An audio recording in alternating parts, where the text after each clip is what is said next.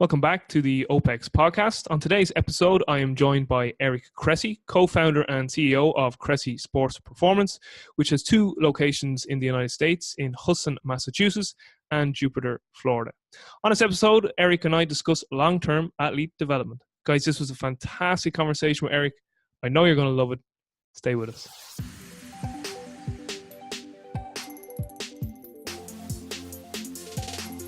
Okay, Eric, we're recording. We're rocking and rolling, as I say, and I just want to say thank you so much for making time. I know that there's going to be basically no one that's going to be listening to this to be like, Eric, who? But just fill us in on your background and maybe even just give us an update of where you currently are at. Yeah, for sure. So my name is Eric Cressey. I'm the co-founder of Cressey Sports Performance. We have facilities both in Hudson, Massachusetts, and in Jupiter, Florida. Hudson opened up in 2007. Jupiter opened in 2014. We deal with athletes from a wide variety of different realms of sport, but we're best known for our work with baseball players ranging from age 9 all the way up to big leaguers. But we have adult clients that are in their 80s that train with us too. So we get a little bit of everything. In addition to what we do in the facility, I do all the writing, speaking, consulting in different avenues. Most of it relating to shoulder and elbow health, corrective exercise. A little bit on the business side of fitness, things like that. So I'm also the dad of 3 daughters and a very, very patient wife. I'm a husband too. So that kind of is me in a nutshell. The most important jobs. Yeah, absolutely. Especially if we're talking long-term athletic development today, right? Absolutely. So basically, Eric, you're what we call a winner. I'm trying. Yeah, as I've often alluded to other people and have, every now and again kind of communicated to yourself, you're someone I hold in huge regard because along with Mike Robertson and obviously Coach Boyle, you've heard this from so many other people, but like I grew up reading you guys on T Nation, like back 2006, 7, I'd always be on T Nation, Neanderthal no more and shoulder savers and destruction by adduction, like all these brilliant articles. And I just used to eat them up because the information was just so digestible. My favorite one was your deadlift, your like the comprehensive deadlift article. And I always loved the bit where you had this trap bar bit and you're like, now if I see anyone else trap bar deadlift like this anymore, I'm going to vomit in my mouth. It was like a squatty trap bar because you were the first person I learned how to deadlift off basically, so just so thanks for all that amazing work. I appreciate you saying that. It's very nice of you. So actually before we get into long-term athlete development, just a few questions that I'm just curious to get your take on. One, why did you change the name to Sports Performance, Cressey Sports Performance? Absolutely. It was a couple of different things. One, a lot of times when people heard Cressey Performance, they know what we did. We could have been a car dealership. We could have been an MMA gym. We could have been a lot of different things. So in a lot of ways, it actually clarified the name for us. So that was important. The other thing is we were actually in some interesting stuff. It's a good lesson to the gym owners out there from a trademark standpoint, where our CP was good to go in Massachusetts, but outside of Massachusetts, there may have been some national level, kind of folks contesting us. And we looked at our logo and it, and if you can see my shirt, it looks more like a CSP than it does a true CP. Yeah. So it was actually a very easy transition. So when we decided to open the second location in Florida, we said, hey, let's firm this up. Let's make it Cressey Sports Performance so people actually know what we do. At the same time, we avoid some trademark concerns. And it worked out well over the long term. To be honest, I wish I hadn't put my name on the business at all. But by that point, we were 7 years deep and, every agent in the game and all these players had a pretty good awareness of what we did, who we were. So it wasn't something that we could step away from. If I go back to 2007, I would have called it something completely different. It's funny. I remember when I was interning at Boyles and Mike told me, I think one of his original names for the facility was Dryland Conditioning. And he used to get phone calls from people thinking that they were an air conditioning company. I've heard stuff like that all the time. You'd be shocked. So yeah, the more you can do with your name to, separate yourself from the business, to some degree. I have no illusions of selling this business anytime soon, but when the day comes when I'm 87 years old and hopefully Cressey Sports Performance is still going, I mean, I guess it's give it to my daughters or something like that, because it's going to be harder to sell than if it was just, something else that began with a C. So, but yeah, you always want to clarify your name, make your life a little bit easier. You're a genius here, because same with Mike. He's Yeah. like, so he's MBSC, right? And Yeah. sure, both his kids are Michaela and Mark. So it's Smart like, move. he was thinking. Yeah. But the other thing too, it's funny you mentioned the trademark, because that happened to James with OPEX, because OPEX was originally OPT in Canada, and when Oh, they really? moved to Arizona, they had to change it to OPEX. So it is a very valid point for any business owners in terms of trademark. Yeah, you'd be shocked at how many people have your name or something very, very similar to your logo. We have, just being honest, we have people that literally copy and paste our services description from our website when they start their own. I've had articles stolen word for word, just that people have content to pop their sites. There are a lot of people who are really, really lazy, and there's also a lot of people who are very, prone to litigation. That's how they make their money. And so you just want to be cautious. You want to protect yourself in the current legal climate we have. Final question before we hop into our topic today. Opening that second facility, I actually never got a chance to speak to you until now about that. So could you just because again, there's a lot of business owners that listen to the OPEX podcast, because obviously OPEX is a coach and education company. So, and they license a lot of facilities. So you'll get a lot of people who own their own businesses here. What was the driving factor behind that? What were some of maybe the fears or trepidations, and what was maybe on the kind of more, the other end of that spectrum, like what were the motivating factors that got you excited? Yeah, definitely. Let's do this. It's funny. We've had the question before, and I always say you can't answer the question of why we did it without first appreciating that I'd say that we've turned down 5,000 requests to open CSPs. Last week, we got Mexico City, Pennsylvania, Minnesota, and California alone. That's just to me and Pete it's insane to me how many people are, someone emailed or sent me like an Instagram message like, do you have a vision? Can you share your vision for me so that I can do this in Kansas City? I'm like, no, you can't be Eric Cressey in Kansas City. I'm going to be Eric Cressey wherever my feet are, and that's how it's going to work. But the thing, we stubbornly resist it until we feel like we had a really good fit. And there are two reasons. My firmest belief is that your biggest limiting factors to expanding are people and quality control. And for us, we always find our best people from our internship program and people we really, really know. Yeah. So you have to find, if you're going to start a new facility, you have to find that person that has the ability to do all three things Michael Gerber talks about in eMyth. You have to be the technician, the entrepreneur, and the manager early on. And so we established a successful facility here in Massachusetts to make it possible for me to, to step away and go to Florida and kind of bring that brand and ensure that there was going to be quality control. And, we found two business partners in Brian Kaplan and Shane Rye who were outstanding, and they brought unique things to the mix. Shane's a very good manager. He's a great soft tissue guy. Cap is a very, very good, like on-field pitching guy. So he brought that realm of expertise. So we complemented each other nicely. There were challenges because we didn't necessarily replicate ourselves, in places that we maybe needed to. But we recognized it as a good opportunity, because what we would do is we would train a lot of professional baseball players that have great results through the minor leagues, when in many cases they're living below the poverty line. They make it to the big leagues. At the time, big league minimum was probably about $500,000. So they make it to the big leagues, and then they'd move to someplace warm weather that was near their spring training complex. So it was like, all right, if we want to be able to extend our reach the way we know we can and serve these athletes, beyond just the minor leagues, we need to go where they are. So really, if you're talking about expanding to where baseball players live, you're dealing with Florida or you're dealing with Arizona. And we wanted to stay East Coast. Florida offered some great state income tax benefits. So we looked, in Orlando, we looked in Tampa, we looked in Fort Myers, and we looked in Jupiter, which are kind of your four big locations that have complexes nearby. And, we just found those other three weren't a good fit for us. Orlando was kind of a dying market with respect to professional baseball, and actually all of the spring training complexes have left there now. So really, you have only three to choose from. And Jupiter was a great fit. We had some athletes who were already there, guys that we had worked with for an extended period of time. That's where Brian and Shane were, and we had developed a very cordial relationship with them. And they had a business that was doing well, but was going to be in a tough spot to scale without additional finances and maybe like a bigger picture, long-term business outlook. So there were some really good opportunities for synergy there. So it checked a lot of the boxes for us. But you have to realize it was like literally the 1 in 2,500 opportunity. Like it presented so many of those, crucial things that we were looking for that it made it work. And it's been a good move. As a frame of reference, it did 37% growth between 2017 and 2018. And that put us in a position now where we're building a facility. it's effectively our own spring training complex is a public-private venture with the city of Palm Beach Gardens. And, they've been very supportive of us because we're something that brings a lot of tourism to the area. Our athletes spend way more on house rentals and, restaurants and groceries and gas and things like that than we ever could.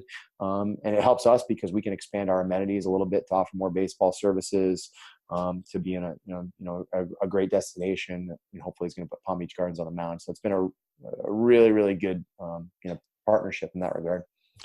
And are you going to stay in Hudson or Jupiter when the girls are going to school? We get that question probably 10 times a day. We're still working through that.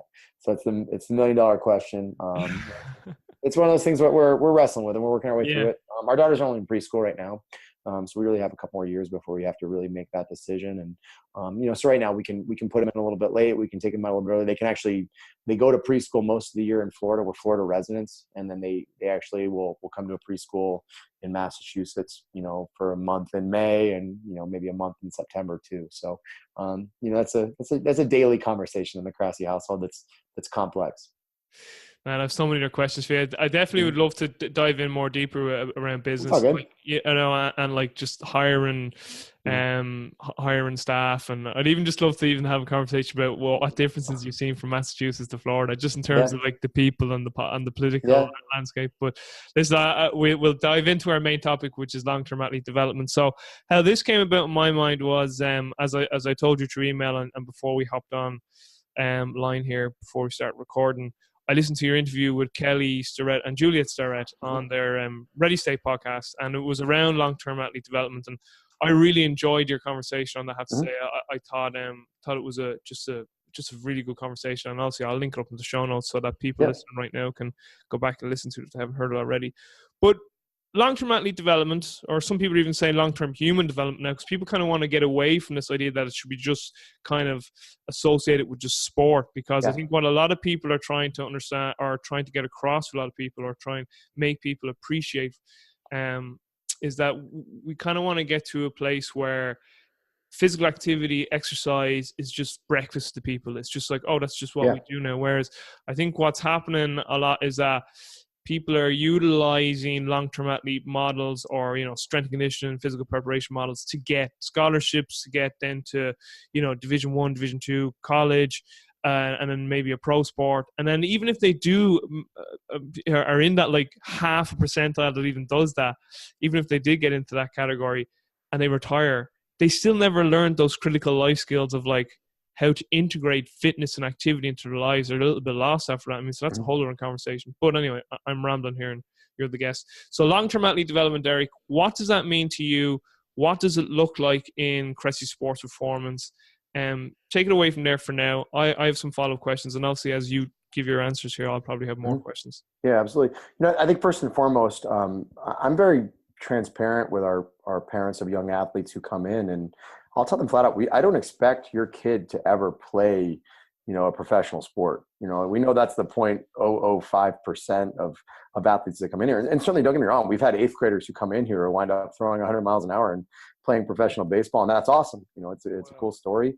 What I can tell you is those 8th graders didn't stand out much relative to the other 8th graders. Like it's a little bit of crapshoot at that age. So if you push too hard, you certainly run the risk of not even having a chance at considering that as a possibility. So, what I really come back to is our number one goal is to make this place so insanely fun that it fosters this, lifelong habit for long-term exercise. So I'm going to give you an example. I think that's the best way I can possibly phrase it. We had a kid who was a freshman in high school who started training with us back in 2006, 2007. We were really when we were first getting going. Came from a great family in an affluent town in Massachusetts. And I'll never forget, when we first opened our facility, if you walked into our first space, it was like a dungeon. Like the windows were nasty. Like you needed a tetanus shot to go to the bathroom. As a frame of reference, our first bathroom was a giant shutter instead of the stall. So there was not a door that swung open. It was literally a shutter off of a window where you literally had to lightly tap on the shutter so that you didn't knock it over onto whoever was using the toilet to see if someone was in there. That's the deal. We pumped $30,000 in to renovate this facility we were subletting, but it was that kind of level of sketchiness. Like there were people sending their kids in to train with us, and so it was on us to like create this motivating environment where it basically made these parents not think that we were like sketch balls in a dungy facility. So we cleaned it up and delivered energetic training environments. And I'll never forget, there was a Friday afternoon. It's like 3:30 in the afternoon. And this particular athlete and a couple of his teammates were hanging out, and two of them go to leave, and they're like, I'll use his name. His name's Sahil Bloom, and you'll learn more about him a little bit. But Sahil, basically, they asked him if he wanted to go to the Red Sox game. Hey, we got tickets. You come with us tonight? It's like, no, I'm going to hang out here. Like, you turned down Fenway Park to hang in a dungeon in Hudson, Mass. Like, that's a big deal for a sophomore in high school. And extremely bright kid. I just remember Pete and I think we rode home from work that day together or something like that. And it's like, man, we're like creating a culture. Like, you read those books. I think it was Seth Godin's book Tribes, where it's, you want to be that third place. There's home, and then there's either work or school, and then there's, in our case, the gym. So we tried to establish that, and what that led to consistency. And Coach Boyle's talked about this, right? Mike always talks about how, if you get him to show up consistently, you're in a good place. He's talked about it with his own daughter's development, making sure she was, lifting twice a week on average from age 11 on. And she always did it, right? Because all her friends were probably at MBSC, and all of her teammates were in there. Her dad was there. Her brother was probably in there. There's so many reasons to go in and do it, right? So all I know is that Sahil loved the environment. He loved the people there. He mentored kids that were younger than him. He looked up to some of our pro guys. He became the captain of the baseball team at Stanford. When he finished his baseball career, he stayed for a master's degree in public policy at Stanford. Condoleezza Rice was his advisor. I got a text from him last week. It was him at the Berkshire Hathaway meeting. It was him, Tim Cook, and Warren Buffett together. He's become friends with Tim Cook. You know where he met Tim Cook? At the gym, working out in the morning at like 6 a.m., and they become really close. He didn't meet Warren Buffett there. No, I don't know about that. I think that maybe Tim opened that doors for him. But, I've never met Tim Cook. I didn't make that introduction, but he created like this sustainable lifestyle that was very, very predicated on physical activity. He's a guy who works insane hours. Like he's in that, slave, save, retire kind of like time in his life in his late 20s where, you hustle to show your merit, you're out of school, and he's doing great. And we're super proud of him. But just look at that. Like he learned a lot of really important life lessons. And yes, he got a, college baseball scholarship and a great experience out of it. And, this, that, and the other. But more than anything, like it taught him how to work. It taught him how to, appreciate the gym as an escape when, life's stressful or, whatever else is going on. And, it's so ingrained in his being. And I think if you asked him, it's funny, he got, a pretty good promotion at work. And like, he texted me a thank you. I'm like, dude, I'm your strength coach from high school, but I think athletes in hindsight, they develop that perspective. And I can't tell you how many guys that we've had, I look at some of our athletes, like Adrian Akowski is the guy who founded Lumberland, which is a company that makes bat mugs. They turn baseball bats into mugs, and they're crushing it. They're doing an awesome job. AJ was a guy who would run through a wall in the gym for me if I asked. So it's prepared him for entrepreneurship.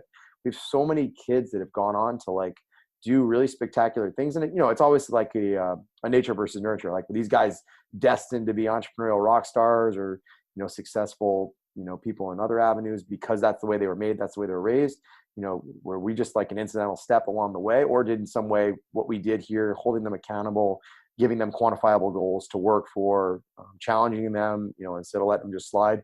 Did that make a difference? I think if you'd asked them, it was a huge part of it. So it's cool, like to be at that age right now. Like my wife actually sent me a text the other day. One of our athletes had a baby. I'm like, oh my gosh, she trained here when she was in 8th grade. I'm like, she's having a kid. And I wrote a letter of recommendation for a law school for a kid last year. I know Mike talks about having, like 3rd generation. He's training the grandkids of kids that he trained in the past. So we're getting to that point where we're actually able to really appreciate this like impressive long-term athletic development streak that we've got. And we're also able to appreciate the mistakes we made, like where we had a crazy parent and we had the opportunity to call him out and be like, you need to chill out. Like, this is not okay. And we didn't. And sure enough, where's that kid? He's not playing sports. That's for sure.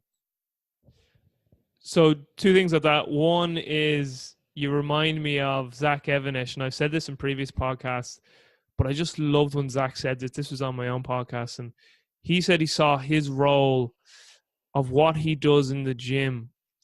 He said that what he does in the gym, he wants it to transcend the gym walls. Yeah. So like what he meant by that was, what he develops in the individual, he hopes that it bleeds into every other aspect of their lives outside of the gym. And I just loved when he said that line. I want when I build with these people, with my athletes, to transcend the gym walls. And I love that. I was like, that needs to be on a t-shirt. And Absolutely, then, man. It's how you do one thing is how you do everything, right? There's a oh reason yeah, you always make your bed in the military, right? It doesn't really matter if the beds are made. Like it's not going to be a threat to national security if there's a sheet that's not tucked in or something. But it's a level of accountability. It's kind of that tripwire that tells you, is this person taking things seriously? and just the second thing that came to my head there, just as you finished your answer, parents, how have you dealt with those sort of overbearing parents? You know, where you can clearly see they're putting a lot of pressure on the kid, and just from my perspective, Eric, like obviously I'm from Ireland, but I've worked in America and I worked at Boyles, and the American structure sport wise is very different to here. Because in America, it's all about, high school, your high school sports and getting into college. And whereas in Ireland, it's based around a club model. Mm-hmm. So like, for instance, the big sports in Ireland are Gaelic games, hurling and Gaelic football. Rugby's huge, soccer's huge as well, but they're all based around the club that you basically be with your whole life, particularly Gaelic games. Soccer you might change, rugby not as much. But anyway, with Gaelic games, like you're with that club, like 99% of people are with their club their whole life unless they move or there was something. Yeah. But it's the point I'm getting to, like I was brought up in this culture where like it's all around your club and you're with your club like basically the day you die, like, so it's like you're in this for the long haul.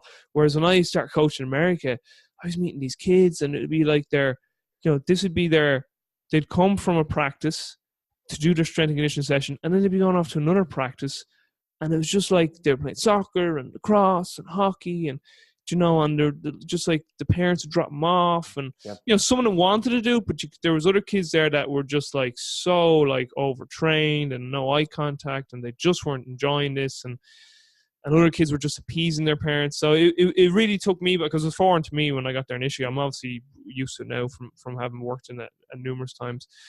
But with those parents, kind of maybe reliving their youth through their kids, how have you dealt with issues of that where you clearly see, listen, it's the parent driving this kid here and the kid is not enjoying this, or just, how have you dealt with that situation? Yeah, it's not easy. And the things, so there's kind of like a lot of different ways we could go with this answer. The first thing I would say is, remember when you were a kid, right? Before any of these pressures came about, like, so I'll give you for reference. I grew up next to a church. So our house until I was in second grade was right next to a church, and there was a giant grass field next to the church, which was the church parking lot every Sunday morning. The rest of the week, it was wide open. It was like basically this huge athletic field. So imagine like being next door to a soccer field and you can use it for whatever, right? So in my little like circle, 2 houses down, the head lacrosse coach at Ohio State and his brother, who's head lacrosse coach at Lafayette, they were both All-Americans in lacrosse. Both of those guys lived there. Another friend that was a house away that's now like defensive coordinator for Norwich in football. We had another neighbor right there who played football at the University of Maine. So like we had like this, like literally like an 800 foot radius. We had all these people that in one way or another got into coaching, but were very, very active athletes. So we literally did everything imaginable after school, whether it was football, wiffle ball, you name it, we played it. Ultimate frisbee. What I'll tell you is we never got tired. Like we came home, we played right after school until our parents, begrudgingly, got us to come back in the house filthy to have dinner. Like, and we'd fight it to a T. Like it never mattered. So what I'll tell you is that kids will go all day, when it's on their terms. Like they'll switch it. And I see it with my daughters, right? My daughters never tell me they're tired.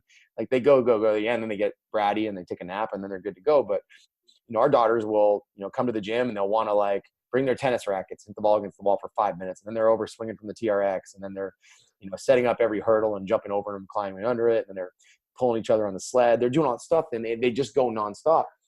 And like, so what you were talking about with, hey, the kid came from soccer and then strength train and then went to lacrosse, like kids can do that, but not if mom and dad tell them they have to do it. Yeah. If it's their own unique interest, if that's what they're excited about, that you'd be shocked at the resilience they have, how much workload they can handle. The movement variability they get is phenomenal. I love it. Rather have them do that than playing Fortnite for 7 hours, right? So I think that's what it comes down to is there an element of choice in there? And that's the problem. That's often not the case. And what you also realize is, even the model that's out there nowadays is like, you go and you play 2 double headers and a Friday night game and a weekend of baseball. Like, yeah, the Friday night game was fun. By Sunday afternoon, you're like, just get me out of here. I'm starving. I haven't slept in my home bed for 4 nights. I got a 15-hour bus ride ahead of me on the way back. So, it's part of athletics is embracing some of the suck, for lack of a better term, right? You've got to embrace that out of breath feeling so you can develop a higher level of fitness. You've got to embrace the sacrifices you make. Like, yeah, you could be out partying, but instead you're training. Like, those things are important later on. But early on, it needs to be all about fun. It needs to be something that's just like get them back there all the time. And that's something that's literally the first question I ask my daughters, no matter what we do. So as a frame of reference, kind of this winter, when we're going like gangbusters at our Florida facility in the baseball season, our girls have soccer on Tuesday afternoons.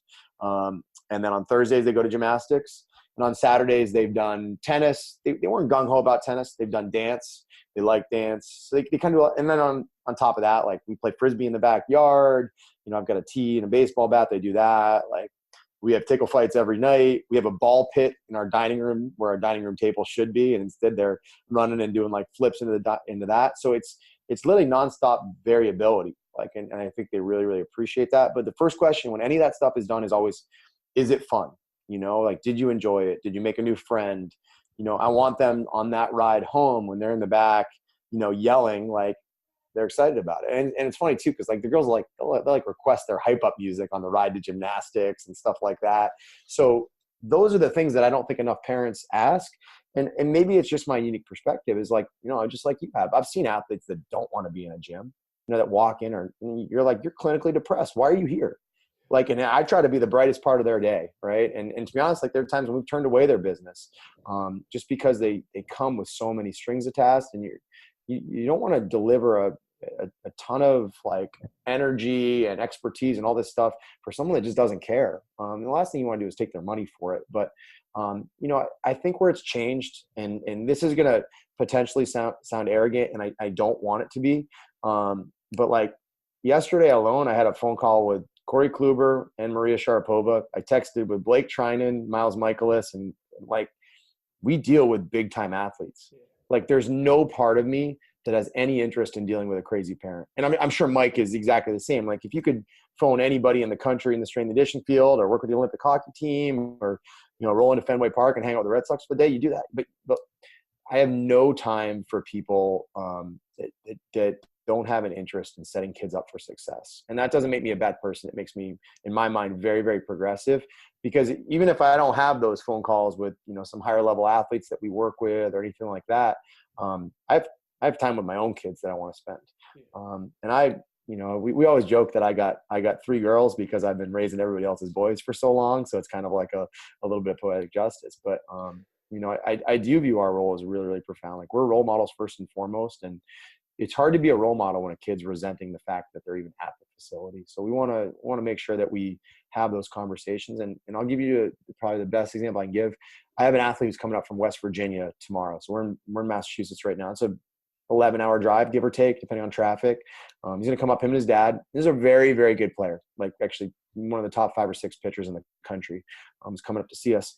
And we're going to sit down and we're going to talk about life for about an hour before we do anything physical, because he's a young athlete, right? He's just finishing his freshman year in high school, and every agent on the planet is going to be calling him. Every college coach on the planet is already calling him. Every summer ball coach is going to want him to pitch for them. Everybody is going to be in his ear for the next couple of years. You know what my number one recommendation is going to be to him? Tune it all out. Be a kid. Enjoy yourself, right? Yes, you play by a different set of rules because you throw really hard, and that's like having a Ferrari. You got to drive it carefully. But at the same time, don't let them rob you of these years, because, accidents happen, things like that, or, can come up where baseball can be taken away from you. You need to make sure that you have a good academic experience, you have a good social experience. And I'm also going to have a conversation with him up front, with his dad in the room. I'm going to say, hey, I'm going to challenge you differently than I would challenge other athletes. And at times you might not think that's fair, but you're held to a different set of rules because of how good you are, right? It's no different than a superstar athlete out in public. Like, he can't, berate his waitress and not wind up on somebody's, cell phone camera all over YouTube, right? Whereas ordinary Joe can yell at his waitress and nobody's going to care. So you have to really be cognizant of how you carry yourself and how you approach your long-term development, all that. So I always try to, when I see those athletes that are really, really talented and I feel like they're getting pulled in a lot of different directions, I try to be very, very direct with them, more importantly with their parents, and, let them know that I'm a resource at their fingertips. So sorry if you just see me looking down, I'm making notes. That's right. That's why. that segues beautifully into the next question I had for you, which was about being a role model. You know, about being role models. I had Jeff and Mickey Martin from the Brandex Method on previously on the OPEX podcast, and they like their whole shtick is long-term human development. And I asked them this question, and I know that I've heard you say on a few podcasts, you know, yourself and Anna, your wife, you know, you'd go to the gym on Sunday, or you'd go out and be active Sunday, and you bring the girls with you. And, Yeah. So just the question I want to ask is, you know, how important as a father and, you know, as parents with Anna, do you feel is to, you know, to be role models to your daughters? And at the same time, have you had that sort of voice in your head going, I still don't want to be that, like, you know, I don't want to be that parent, that dad. I don't want to like force anything on them.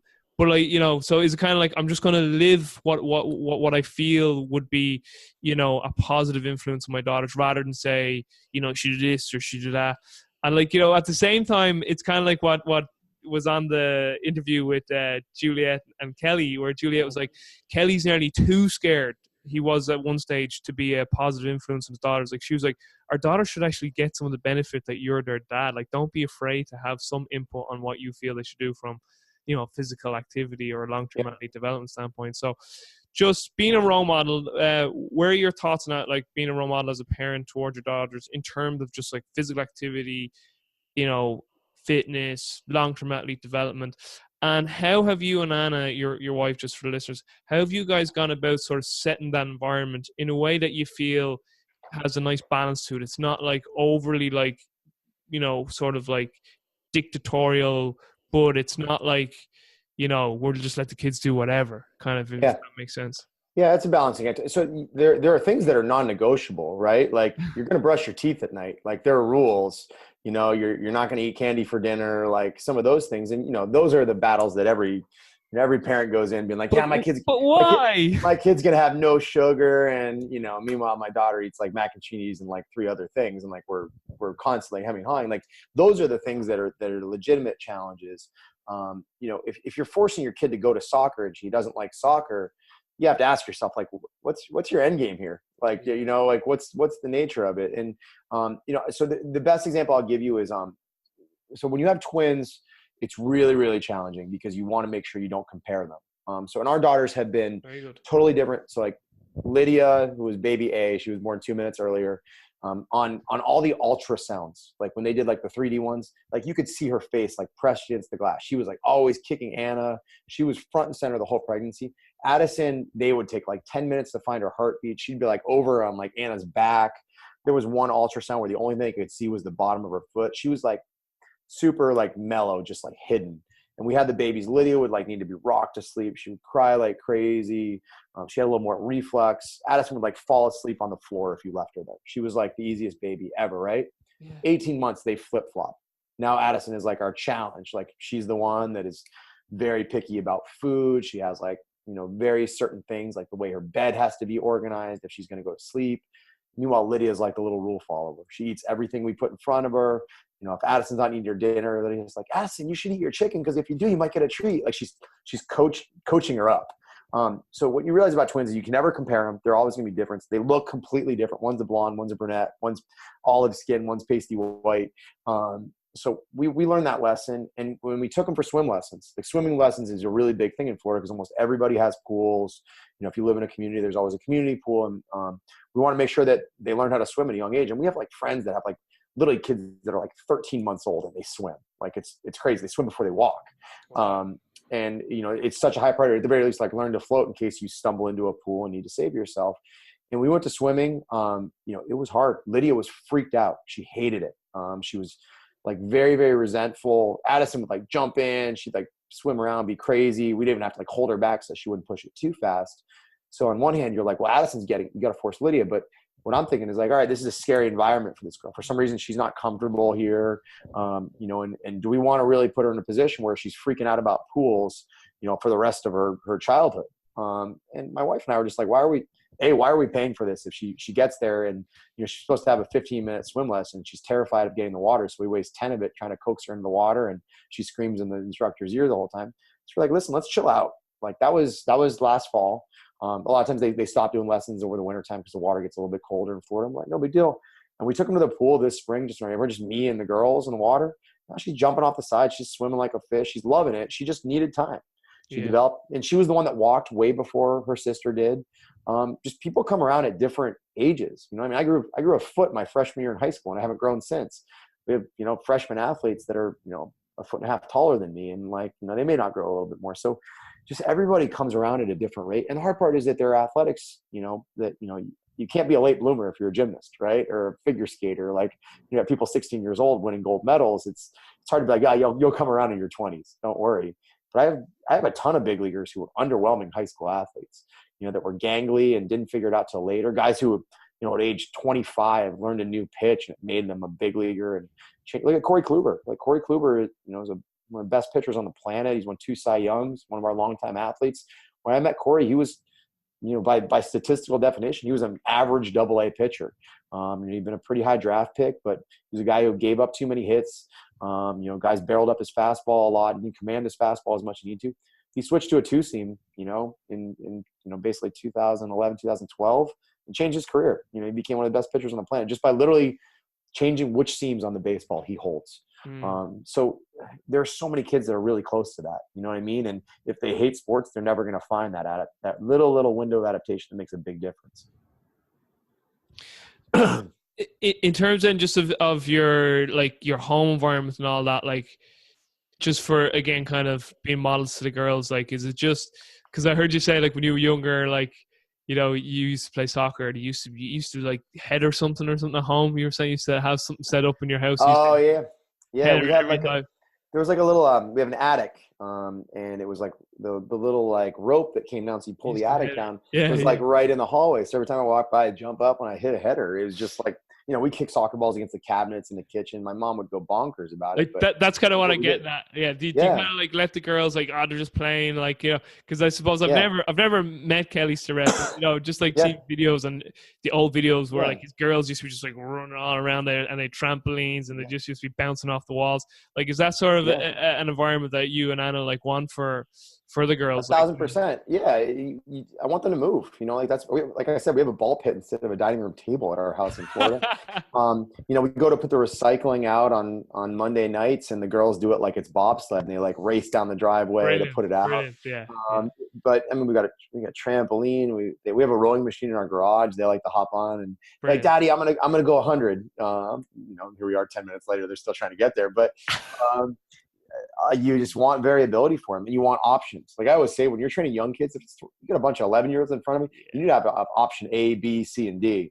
Sort of like if you're a soccer coach, like you better be creative. Like if soccer is only, you know, the only tool in your toolbox, you better have a lot of different things you can do at soccer, whether that's playing games and, you know, doing, you know, short field stuff or whatever it is. Like, it's variability is really, really important for kids, and they'll crave it. They'll chase it no matter what they do. Yeah, brilliant.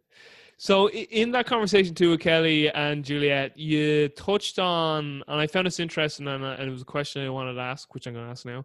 You were saying that the kid that showed up at your facility in 2007 has rapidly degenerated at the time the interview was in 2016 over the last like 9 years. So now we're up to 12 years since 2007. You were saying just from a movement standpoint, you know, their movement variability, their skill acquisition, just their general athletic development, you had seen as the years progressed, just kids coming in were just worse and worse and worse. Like, are you still seeing that? And what sort of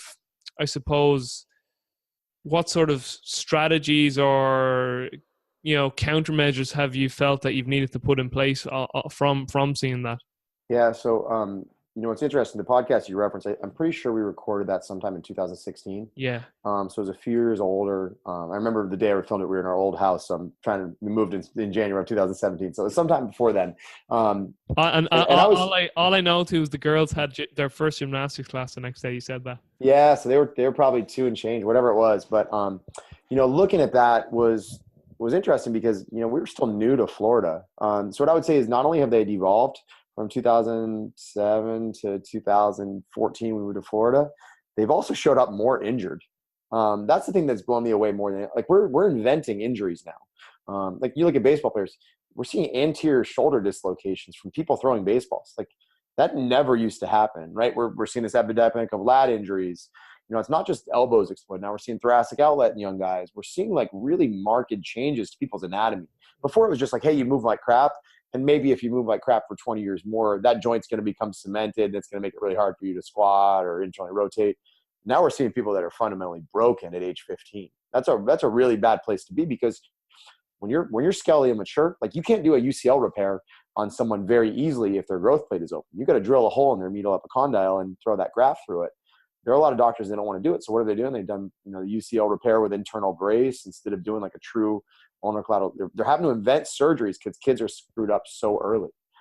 It's absolutely like mind-boggling to me. And so I think that's part of it. Yes, they are still like that. The thing you have to think about is this is not just a function of early sports specialization. I think that's a really, really important. Don't get me wrong, that's a problem. Like your 9-year-old should not just be a baseball player. They shouldn't definitely just be like, I'm just a pitcher. Like if your kid's going to play baseball, he needs to play every position on the field. He needs to have exposure to different sports. He needs to like pick up hoops with his buddy. He needs to ride bikes, play ultimate frisbee in the park, whatever it is. Those are important things. What I'd say is there's really two other super big factors that I've noticed that I think are a problem is the parental dynamic has changed a lot, right? When we were talking about it today, we had a college pitcher's mom who called us to see if we could call his coach and tell him to give him more playing time. I'm like, he's in college. This is a 20-year-old athlete. I'm like, who hasn't put up good numbers? He hasn't earned the right to play more. Like he needs to pitch better if he's going to get back in. It's not fault the college coach. It's his job to win. So they're very at odds. I never would have dreamed that if my parents had done that, like, oh my gosh, I would have been mortified for them to reach out on our behalf and put that out there. So that's the first thing I'd say is parents have gone from just being parents to then there was the helicopter era where they were too involved. They were always like hovering over watching. Now they're lawnmower parents. I can't remember. I heard that from my kid's school on a newsletter. Lawnmower parents just pave the way for everybody. They do everything for them. So when I drop my girls off at school, it frustrates me like you wouldn't believe. They walk into school and they have their backpacks and they have to unload their snack, their lunch, and their water bottle. If there's a folder in their backpack, they have to give it to their teacher. And they'll walk in, they'll get right to the door of the classroom and they'll see all the other kids. And then they're like looking around like a kid in a candy store, like they're distracted. Everything's going on. It's like, hey, it's time for school to start. Take your snack, your lunch, all this stuff out. And it drives me bonkers to like just see them drag their heels and like do things like that. And I'm like, if I do it for them, they don't learn, but every day I say, Lydia, get your water bottle out. Let's go. Like that's a lot different than me just doing it for them, because then they continue to dog it. And there are parents that just do everything for their kids. So we have our own podcast now. And I interviewed Matt Hobbs the other day. Matt's the pitching coach at the University of Arkansas, one of the best coaches in the country. And we just talked about like recruiting, like, hey, how many emails do you get on a daily basis? It's 400 plus come into the University of Arkansas, every day. Just everybody wants to play at a big time SEC school, right? I was like, hey, what percentage do you think are written by the parents versus the kid? He's like, my gosh, don't even get me started. Like you can tell when a parent writes an email. So we teach kids how to write emails. Like you never think that would be the case, but you've got to let your kids struggle. Like you've got to let them fall flat on their face. So the parental aspect of things is really challenging. I encourage our daughters to struggle and have to figure things out. We have, 2 daughters. Like I said, I compare them. Lydia will struggle and work her way through stuff. Addison will kind of give up on something like when she's working on her letters and Daddy, I can't make a P. It's just a D upside down. You can do it. Like, you work with context and stuff. But you just can't let them give up and do things for them.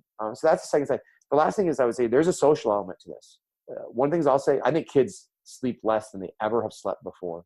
I think it's a huge, huge problem. It's one thing if your kid stays up late one night a week because he's out with his friends or something like that. Like high school kids should not be going to bed at 3 a.m. Right. And that's something you have cell phones, you have video game consoles, you have iPads, you have all these electronics, but you don't really have the accountability. And actually the podcast I did just recently was with Brandon Marcello, and we talked about it. It's like, you can look at injury rates. They go sky high when kids are sleep deprived.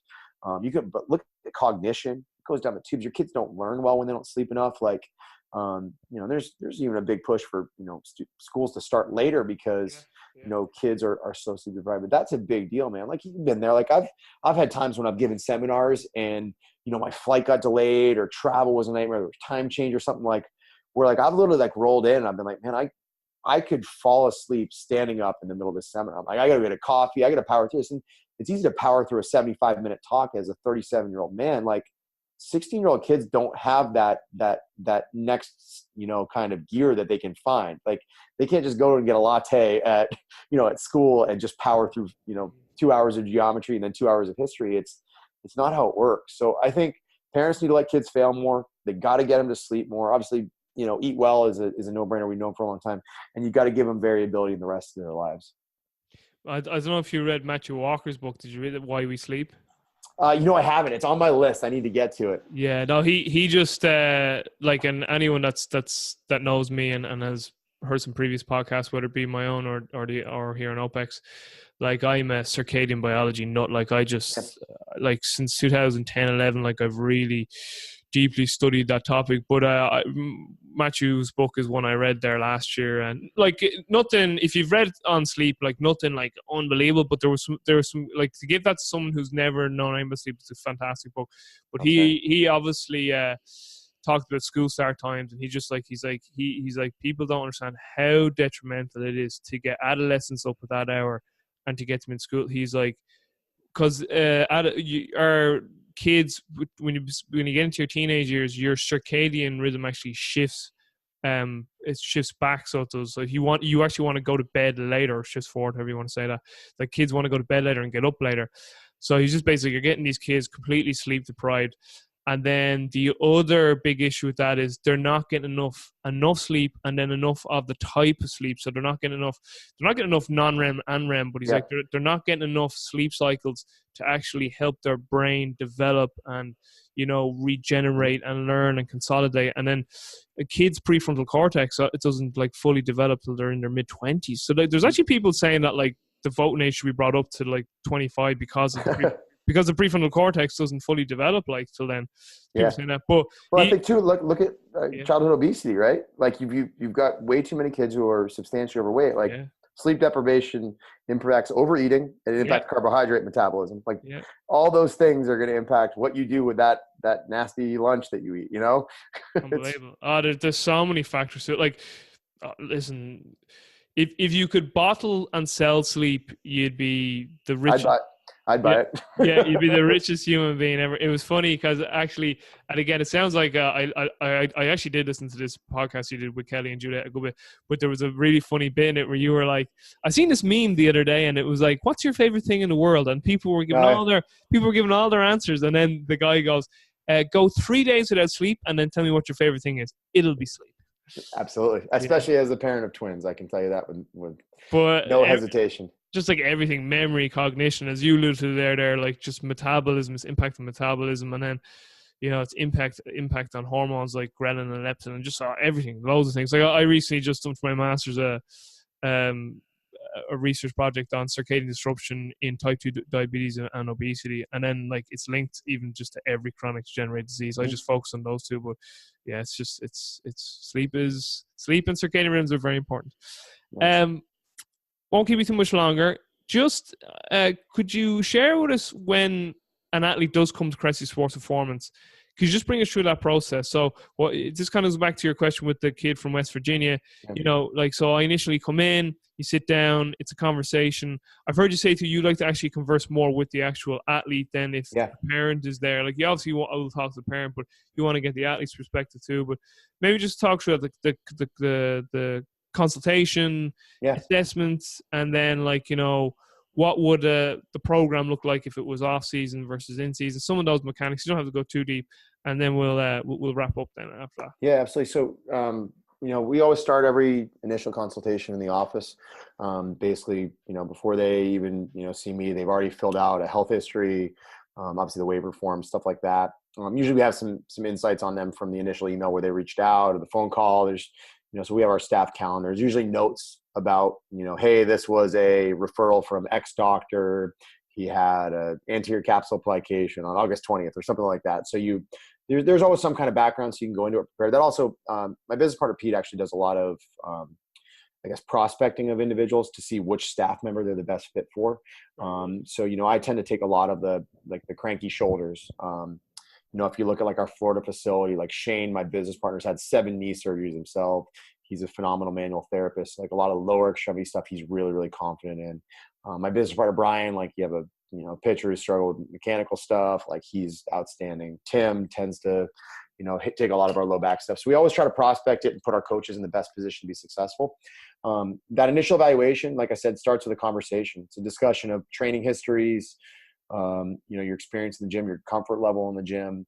If you worked with other trainers in the past, injury history is certainly a huge part of that, going over all that stuff. In many cases, you may have post-op notes or imaging results or physical therapy notes or something like that accompany someone if there is something substantial in that regard.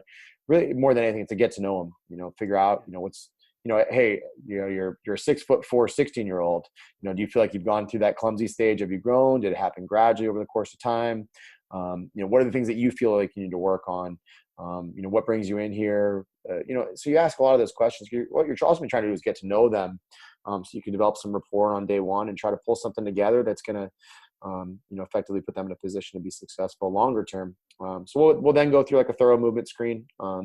With our baseball populations, we do some of our assessments shirtless. So we want to make sure that we can see scapular control and things like that. So we do that in the office with the door closed. So obviously there's no like uncomfortable situation with parading a guy around shirtless in the middle of the facility. So we do a lot of that stuff in the office, and then we'll head out on the floor, and we'll have them do, traditional range of motion assessments on the table. We'll do, overhead lunge walk, overhead squat, push up, toe touch, things like that, that we can see, where we have a little bit more space to move around. And really, what I'm a big believer in is like we need to have a training session on that first day. The last thing I want them to do is come in, go through this whole assessment, feel like we've got some momentum, and then have us just tell them everything that's wrong and not start working towards their goal. Yeah. So we actually have a training session. And for me, that's important on a number of fronts. I'm trying to determine, hey, do they have a predominant learning style? Like, are they visual learners? Are they kinesthetic awareness learners where you got to put them in positions? Are they someone that can just, hear it and go? So you want to kind of understand that. And I can usually pick that up during the course of the evaluation, pretty quickly, just as I instruct them, you tell them to do a lumbar lock rotation test. You say, let's go hands and knees on top of the table. And you'll have guys that their eyes just like glaze over, like they don't understand what the all fours position is until you show it to them. I'm like, all right, this guy is not going to be an auditory learner. He's going to be a visual. We need to show him everything. So that's the first thing. One of the things I'm very adamant about, unless it's like a very significant, case of, like a post-op case that only I feel like I can manage, or, I have some existing relationship with this athlete that makes like that. I want our athlete to interact with multiple coaches on the first day, not just Eric. And that's a big deal. One more reason why Cressey on the facility name was a bad idea. I want them to interact with several of our staff members, even if it's just introductions, handshakes, but, I might have one coach take them through the foam rolling and warm-ups aspect of it. And then, another coach maybe jumps in with me as we go through the strengths component or something like that. I want them to interact with a lot of people because I want them to realize there's a social dynamic to it. You're part of a family now. All these people are people who can help you. All these people are rowing in the same direction. They want to help you get to your goal. But I also want to avoid the situation where if I'm out of town giving a seminar and I'm not here, I want this athlete to still come in here and get better because I know our coaches are wildly capable of taking care of them. And, certainly if I do the evaluation, I'm going to be the one writing the program, but anybody can coach that program. We all speak the same language and all that. What a lot of people don't, we actually have a private Facebook group for our facility where if there's a special case that comes in, we talk about it on that group. We say, hey, Joe Smith started on Monday. Just so you know, he's 16 weeks post-op on a Bankart repair. He's got a balky left ankle, and he hasn't had great experiences in the gym. His favorite team is this. Get to know him.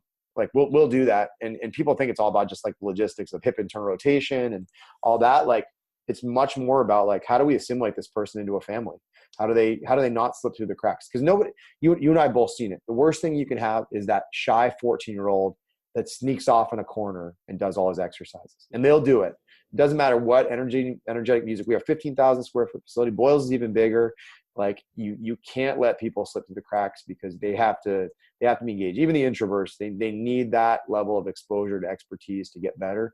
And if they're just kind of slicking off to the side, you're not doing your job. So we really want to, we go out of our way to highly prioritize guys. And we do that like from afar too. Like, we send a lot of emails to check in on guys in season while they're still playing. And, we want to make sure that they know that we're here far and above the training session. So, that first assessment, training session is, it's usually, teach them the kind of the foam rolling stuff, myofascial release stuff, 8 to 10 minute warm up, basically specific to their needs. And then, usually we'll go through, 8 to 10 sets in the weight room just to get an exposure, see how they move, see how they respond to cues, see how their work capacity is. We've had a couple times over the years where we've had kids puke during the evaluation. Actually, the worst one ever, we had a kid who had a back brace, and we trained a lot of kids through their back bracing procedures, and just some kids get nauseous, and it was a really hot day and he had Chinese food on the way to the facility. Oh. Not a good decision. It was when we were on the third floor too. He threw up out the third story window on his first day. He wound up training us all through his high school career. So we actually had good laughs about it. His back is great now. And he's actually graduated college and moved on to the real world. But, you always want to be cognizant of those guys who, taking a little ride on the struggle bus on their first session. That's great stuff. And just, touching on making that person feel comfortable, goes back to what you're saying about, making the facility the third place. And it's something I often, when I consult with teams too, or I consult a lot of managers over teams, and I always say to them, listen, what you want to do is create an environment where, the guys just want to be there. Like they just, as you alluded to earlier on, like the kids, one of your first athletes say, I don't want to go to Fenway, I'll just stay here. Yeah. And really, while you mightn't say this in this way, but what you're actually doing is you're creating a safe place for individuals. Yeah. And what I mean by the word safe is that they're like, I can actually be myself here. Yeah. That's what they're like. They mightn't use the word safe in their own mind, but they're like, I feel okay to be me here. And so again, it sets up that third place for those individuals. So, I mean, that fully resonates with me. So it does.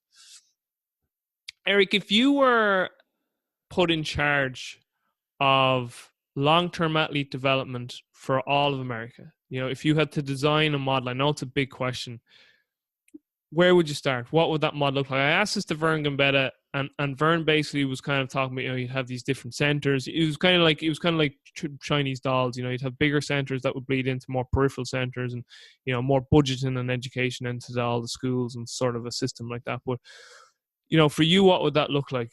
Yeah. Maybe I'll go a little bit differently. So first off, you have so many different sports that all have unique needs, right? Yeah. You peaked so much earlier, like I said, gymnastics or figure skating, or even tennis, right? More so on the female side. I mean, like I mentioned Maria Sharapova. Maria, she was 16 when she won Wimbledon. She was professional at 14. So she's 31, and by tennis years, she's been around forever. It's decades. So I think that side of things is makes it challenging. Where I start with physical education in schools. It's non-negotiable. It's there. Yeah. It is a thing, because that impacts everybody. And frankly, it's easy to scale. Like in America, they don't pay teachers enough. We all know that. So it's not expensive to add another teacher. It's taxpayer funded. And to me, it's the massive investment that makes a big difference. I mean, I'm speaking, maybe from my perspective. I love PE. I mean, I couldn't get enough of it all the way through. And I don't know that there are kids that don't like PE. I mean, have you been to a first grade class where they didn't like to go out and run around? I just don't know when that became negotiable. And I have a huge problem with that. So, before we start talking about grandiose facilities or who staffs them or what equipment's in them or, what the long-term development model is we need to make sure that kids still love to play. Yeah. And nobody looks at I have 2 4-year-olds. I see their friends. I see their family. Nobody looks at their kid and thinks this is a professional athlete. Like I can count on one hand the number of athletes I've ever talked to where like my parents knew I was going to be good when I was 4 and 5. You usually hear like the joke, like my mom tells me like, hey, you learned you taught yourself how to read from baseball cards because you love watching baseball. I always knew you were going to wind up in baseball. I'm like, yeah, Mom, like cool. But it's a little bit different, I didn't even think I was going to do this. So I just think you have to nurture that interest. And you have to never let it go just because we're talking about long-term human development, not just long-term athletic development. And there's so many benefits. You send that kid out to recess and he's going to learn better that afternoon. I think losing recess, losing physical education, those are like absolutely like mandatory things that need to be brought back across the board. And my mom's a high school principal too. So I've had these conversations with her, pretty candidly. And I think it's terrible that we see budget cuts there. And meanwhile, like if you talk about technology spends, like how many iPads do they buy for a classroom in a school nowadays? And you're foster. Here's what this will be the best example I can possibly give you. Right. So my wife is breastfeeding a 10-week-old baby right now. My 4-year-old daughter, I left the room and I went to get like a drink of water, and I look around the corner. She's sitting in a chair breastfeeding her baby. Like she's pretending to feed it like mommy. And then her sister starts doing it. Right. There was a day a couple weeks ago when, I took my daughters to breakfast really early on a Sunday morning. My wife was getting some sleep with the newborn at home. So we would go out for breakfast with daddy, and we were leaving the restaurant. And I was holding a hot cup of coffee, like a to-go cup. And Lydia jumped up and grabbed my arm for something. And I spilled like hot coffee on myself. I was just like, damn it. And I'd like do my best to never, like in the moment, you're like, you just burned me. We're in oncoming traffic. On the ride home, her sister goes, damn it, from the back seat. I'm like, no, that just happened. It's like the first time ever. And every parent gets to that moment where you say that word. What I'll tell you is kids are wildly impressionable, right? Yeah. And it's not just 4-year-olds, right? That's the 11-year-old baseball player who notices when his baseball coach has the tobacco in, right? That they're impressionable. We know that, they're talking now about how suicide rates have gone up in the US among teenagers because of a show that came out glorifying suicide. Yeah. That's a really big deal. So you can't tell me that taking away recess and physical education in the elementary schools doesn't impact how kids think about exercise for life. Absolutely. Whether they're professional athletes or accountants, lawyers, doctors, car salesmen, insurance agents, whatever it is that they decide to do. I guess just the one thing that I got from the Brandex interview was that what they're seeing in schools too is that the PE teacher is kind of like the black swan of all the teachers. Mm-hmm. From all schools, like the other teachers almost look down on them. It's like, you're not really a real teacher though, are you? Like that's kind of the sort of feeling that they were saying that they're nearly seeing it all. Like just that PE teachers aren't really taken that seriously by their peers almost. And like I know from Ireland here too, like PE, like with the younger kids, yeah, there seems to be a bigger push. But I remember like when I was more like, 10, 11, 12, and then to my teenagers, PE was just like, it was just like, right, soccer. And then like, all the girls would just be like sitting at the side. Do you know what I mean? Like there was no thought, no creativity. So my point here is that like you're 100% correct in that, like it just needs to be bread and butter from a young age so that it's just second nature to them. But it's just to make sure that we actually have competent PE teachers who are proud to be PE teachers and should be seen as important as any other teacher or any other compared to any other of their peers too. So I mean that's a vital thing as well. Absolutely. Just what I would say today, when you're talking about the kid who threw up with the Chinese food, and he went and one of my very first clients too. He actually is a coach now with his own facility, but the first time I trained him, he passed out in our session. And I thought he was diabetic. I was like, I was looking for a bracelet on his wrist, and he just hadn't eaten that day. And then I remember when he left that evening, I was like, well, he's never coming back. And then he ended up being like we actually ended up like becoming best friends because he was like one of those clients that just lived in the gym then with you, But it was just funny you mentioned that. I won't keep you too much longer because again, you're a man whose time is extremely precious, and I really do appreciate making time today. Just a few little quick fire ones for you. What's been the biggest lessons you've learned so far in your 37 years? With respect to long-term athletic development, it's always keep it fun. Like that's what matters the most. And it's got to be fun, not just for your athletes. It's got to be fun for your your employees, your business partner. You guys got to all come to work and get along well, and embrace the weird in people, and you welcome into your culture, and you give athletes a say in what that culture becomes. And I think that's really, really important. So it's actually funny. You've probably seen it all over social media. John O'Neill's our director of performance in Massachusetts.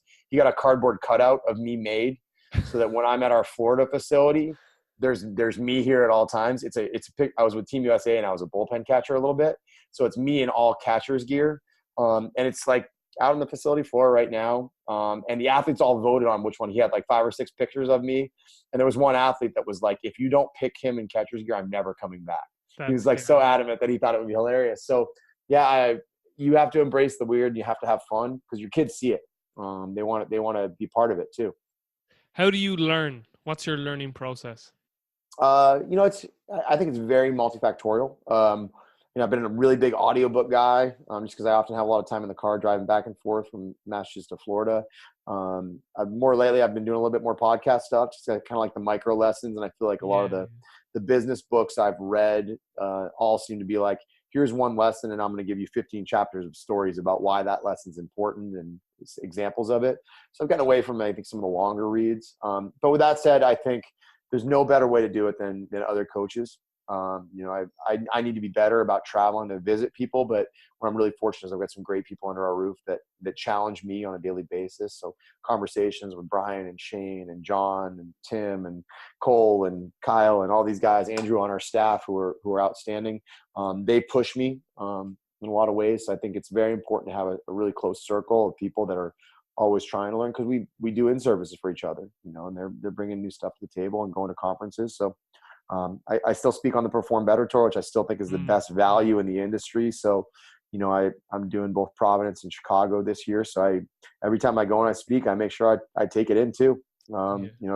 It's just important stuff. So the nice thing too is there's more and more stuff available online than ever before. You've got so many webinars, so many continuity programs where people are uploading their content every month. So you have no reason to not be educated right now, unless you live in the woods and don't have internet and don't have anybody nearby. And even then you should be reading books. You still have that elite mentorship online? I actually don't do that anymore. They still run it. Okay. I wasn't a huge fan of always having to have a deadline every month. I feel like it kind of forced creativity a little bit. So what I've done a lot more now is kind of gathered my thoughts and done kind of a gradual rollout of my outlines, and gone more to like the releasing one, maybe 2 products a year. Once I feel like there's a need to share something instead of trying to force it, you know what I mean? Yeah, well, listen, everything will be linked up in the show notes. I'll have everything, all your resources and whatnot. Just 1 or 2 more last ones. What is your top and your current book recommendations? And the book can be anything, just like any book you'd give away. It can be about anything. So I'll throw a good one at folks. So I'm a big Chip and Dan Heath fan. You love them. Switch. Yeah, they're great stuff. Switch was one of them. I love Decisive. So they're brothers. I think one's at Stanford, one's at Duke, in psychology, and they've written some really good books. I think The Power of Moments was really good, which is actually I'm pretty sure their most recent one. And I think that speaks a lot to what we want to do. It's obviously a little bit like more customer service driven and stuff like that, but I think The Power of Moments is really significant. I've made to stick. I was just looking for it right there beside me. There you go. I like The Power of Moments just because I've seen what good experiences in a weight room can do for people. Like we had a 14-year-old kid that had a medial epicondyle stress fracture.